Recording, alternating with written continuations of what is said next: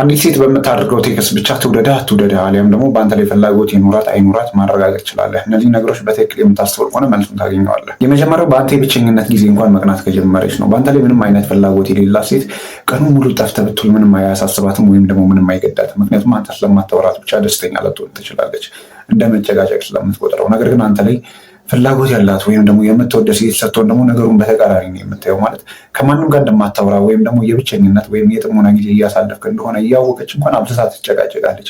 የምር አንተ ማንንም ነው የማታወራው? ለዚህ የዘጋኝ ቀኑ ሙሉ ብቻህን ሆነ እንዴት ዝም ትለኛለህ? የመሳሰሉ አሰልቺ ነገሮች የሚመስሉ መጨቃጨቅም የሚመስሉ ነገሮችን አብዝታ ትናገራለች። ምክንያቱም እንዳልኩ በአንተ ላይ ልዩ ፍላጎት አላት፣ ከልቧም ትወዳለች እና ከብቸኝነት ጋር እንኳን ጥሩ ጊዜ ስታሳልፍ ይሄ ልጅ ማለት ብቸኝነቱን እንዲህ ሃንድል ማድረግ ወይም ደግሞ መቆጣጠር ከቻለ እኔም በቀላሉ ይተውኛል ወይም ደግሞ ይረሳኛል የሚል አጉል ግምት ውስጥ ስለምትገባ በብቸኝነት ጊዜ እንኳን መቅናት ትጀምራለች። ሁለተኛው በድንገት የሌሊት ቴክስቶችን ማግኘት ከጀመርክ ነው። ማታ ወርታት ተኝታተን በጥሩ ነገር ያሳልፋችሁት፣ ከዛ ግን ጠዋት ድንገት ስትነቃ ደግሞ ሌሊት የላከችው ቴክስት አለ። ምናልባት በየትኛው ታይም እንኳን እንደገባ አንተ የማታውቀው ነገር። እንደዚህ አይነት ነገር ብዙ ሴቶች የሚያደርጉት አብዝተው ፍላጎት በአንድ ወንድ ላይ ሲኖራቸው ወይም ደግሞ አብዝተው ሲወዱት ነው። ምክንያቱም ሌሊት ድንገት ይነቃሉ። ከዛ ሌሊት ድንገት ነቅታ አንተን የመጀመሪያ ወንድ የምታስብ ከሆነ በጣም እድለኛ ወንድ ነህ። ምክንያቱም ያቺ ሴት ከልቧ ስለምትወድ ነው።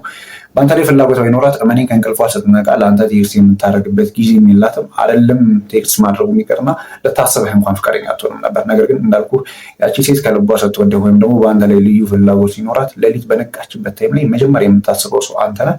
መጀመሪያ ደግሞ ላሰበችው ሰው ቴክስት አድርጋለች። ስለዚህ ያቺ ልጅ ትወዳለች ባትነግርህም ማለት ነው። ሶስተኛው ነገር ቻው ካለች በኋላ እንደገና ደግሞ ወሬውን ለማስቀጠል የምትጠር ከሆነ ነው። ማታ እስከ ረጅም ሰዓት ታወሩና ከዛ በኋላ ቻው ከተባባለች በኋላ በድንገት ደግሞ ቆይ የሆነ ነገር ልንገርህማ ወይም የሆነ ቪዲዮ ልላክልህ ያየሁትን ብላ እንደ አዲስ ወሬ የምትጀምር ከሆነ በአንተ ላይ ልዩ ፍላጎት አላት ወይም ደግሞ አንተን ከልቧ ትወዳለች። ምክንያቱም ወሬውን እንኳን ማሳጠር ከብዷታል። በቃ ከአንተ ጋር ያለው እንዴት ነው ቶክ ማድረጉን ነው በጣም ነው የምትወደው እና በአንተ ላይ ኢንተረስቷ ከፍ ያለ ስለሆነ ነው። እመነኝ። ምክንያቱም ሴት ልጅ ቻው ካለች በኋላ ሌሎች ወንዶችን ለማውራት የማትሞክር ከሆነ ወይም ደግሞ እንቅልፏን መስዋዕት አድርጋ ወደ አንተ ለመቅረብ የምትጥር ከሆነ በአንተ ላይ ልዩ ፍላጎት ስላላት ነው።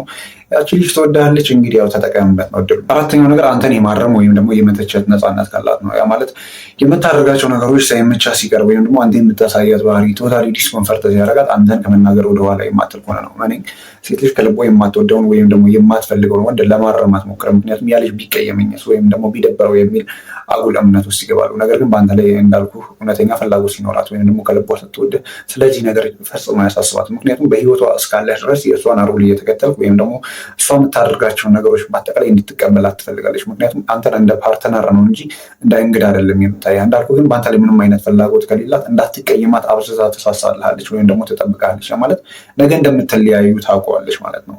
ነገር ግን በተቃራኒው ከሆነ ማለትም አንተን ትቀይማለህ አትቀየምም ወይም ደግሞ ይደብረዋል አይደብረውም ብላ በግልጽ የምትናገር ከሆነ አንተን እንደ ፓርትነር ወይም ደግሞ እንደ ጓደኛ የያዘች ፍላጎት ስላላት ነው። በመጨረሻ የምናየው ወሳኝ እውነት ደግሞ ግንኙነቱን ለማስቀጠል አንተ ብቻ የማትደክም ከሆነ ነው። ማታ አውርታት ሊሆን ይችላል፣ ምንም ጥያቄ የለውም። ጠዋት ግን እርሷ እንዴት አደረግ ወይም ደግሞ ግንኙነቱን ለማስቀጠል የምትጥር ከሆነ በአንተ ላይ ፍላጎት አላት አሊያም ደግሞ ትወዳለች። ምክንያቱም ሴቶች ሁሌም ኢኒሼት የሚያደርጉት ልዩ ፍላጎት ላላቸው ቦታ ወይም ደግሞ ማጣት ለማይፈልጉት ወንድ ነው። ሌላው ወሳኝ ምልክት ደግሞ ምን መሰለህ? ከወራት በፊት ያወራችሁትን ወሬ እንደ አዲስ የምትነግረህ ከሆነ እያንዳንዱን የምትነግራትን ነገር በማስተዋል ወይም ደግሞ በመረዳት ነው አንተን የምትቀርበው ማለት ነው። ምንም በአንተ ላይ ምንም አይነት ፍላጎት የሌላት ሴት በተቃራኒ ነው። ትላንት እንኳን ስለወራሃት ማታ ስለወራሃት ነገር ያን ያህል ኢንተረስትድ ሆና ስለማሰማ ላታስታውሰው ትችላለች። ነገር ግን እንዳልኩ ከወራት በኋላ የሚነገርካትን ነገር እንዲህ ብለኸኝ ነበረ ብላ በተደጋጋሚ የምትነግርህ ከሆነ ያቺ ልጅ በአንተ ላይ ልዩ ፍላጎት አላት፣ ከልቧ ትወድሃለች። እንዳታመልጠ ነው የምልህ ያንተው ስለሆነች